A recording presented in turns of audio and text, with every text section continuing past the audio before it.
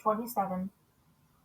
Now when it was decided that we would sail for Italy, they proceeded to turn Paul and some other prisoners over to a centurion of the Augustan cohort named Julius.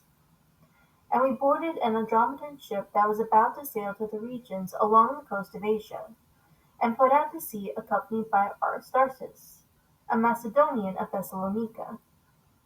The next day we put in at Sidon, and Julius treated Paul with consideration and allowed him to go to his friends and receive care. From there we put out to sea and sailed under the shelter of Cyprus, because the winds were contrary. When we had sailed through the sea along the coast of Cilicia and Pamphylia, we landed at Myra in Lycia. There the centurion found an Alexandrian ship sailing for Italy, and he put us aboard it. When we had sailed slowly for a good many days, and with difficulty had arrived off Cnidus, since the wind did not permit us to go further, we sailed under the shelter of Crete, off Salmone, and with difficulty sailing past it, we came to a place called Fair Havens, near which was the city of Lycia.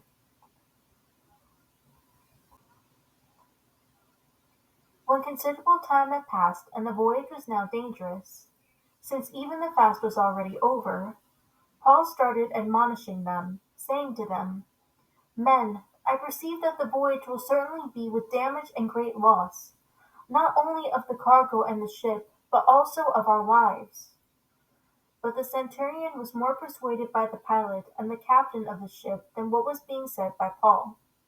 The harbor was not suitable for wintering, so the majority reached a decision to put out to sea from there, if somehow they could reach Phoenix, a harbor of Crete facing southwest and northwest, and spend the winter there.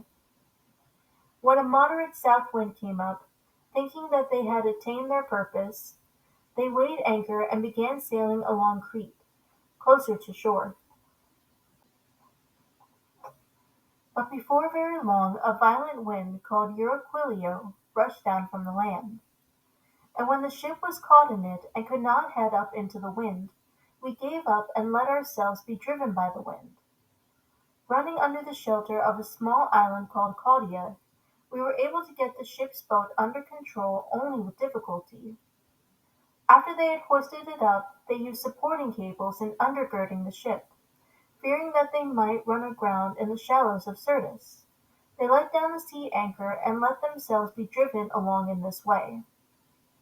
The next day, as we were being violently tossed by the storm, they began to jettison the cargo, and on the third day they threw the ship's tackle overboard with their own hands.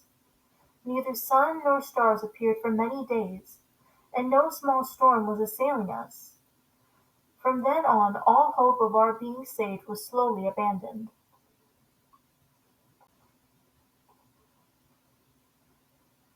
When many had lost their appetites, Paul then stood among them and said, Men, you should have followed my advice and not have set sail from Crete, and thereby spared yourselves this damage and loss.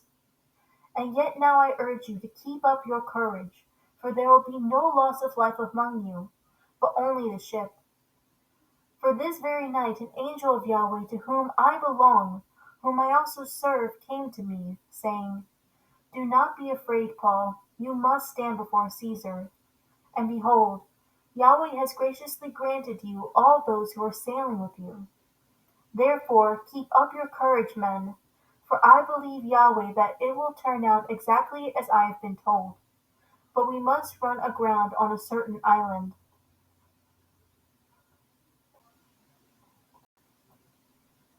But when the 14th night came, as we were being driven about in the Adriatic Sea, about midnight the sailors began to suspect that they were approaching some land, and they took soundings and found it to be 20 fathoms. And a little farther on they took another sounding and found it to be 15 fathoms.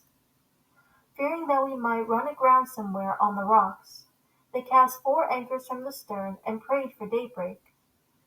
But as the sailors were trying to escape from the ship and had let down the ship's boat into the sea, on the pretense that they were going to lay out anchors from the bow, Paul said to the centurion and the soldiers, Unless these men remain on the ship, You yourselves cannot be saved." Then the soldiers cut away the ropes of the ship's boat and let it fall away.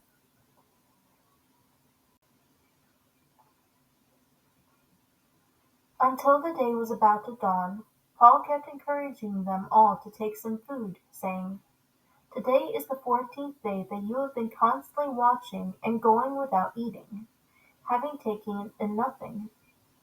Therefore I encourage you to take some food, for this is for your survival, for not a hair from the head of any of you will perish." Having said this, he took bread and gave thanks to Yahweh in the presence of them all, and he broke it and began to eat. All of them were encouraged, and they themselves also took food. We were 276 people on the ship in all. When they had eaten enough, they began lightening the ship by throwing the wheat out into the sea.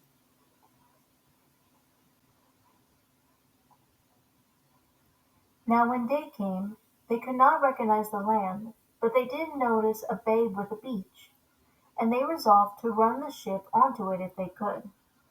And casting off the anchors, they left them in the sea while at the same time they were loosening the ropes of the rudders. And they hoisted the foresail to the wind and were heading for the beach. But they struck a reef where two seas met and ran the ship aground. And the prow struck firmly and remained immovable, while the stern started to break up due to the force of the waves. The soldiers' plan was to kill the prisoners, so that none of them would swim away and escape. But the centurion, wanting to bring Paul safely through, kept them from accomplishing their intention, and commanded that those who could swim were to jump overboard first and get to land, and the rest were to follow, some on planks, and others on various things from the ship. And so it happened that they were all brought safely to land.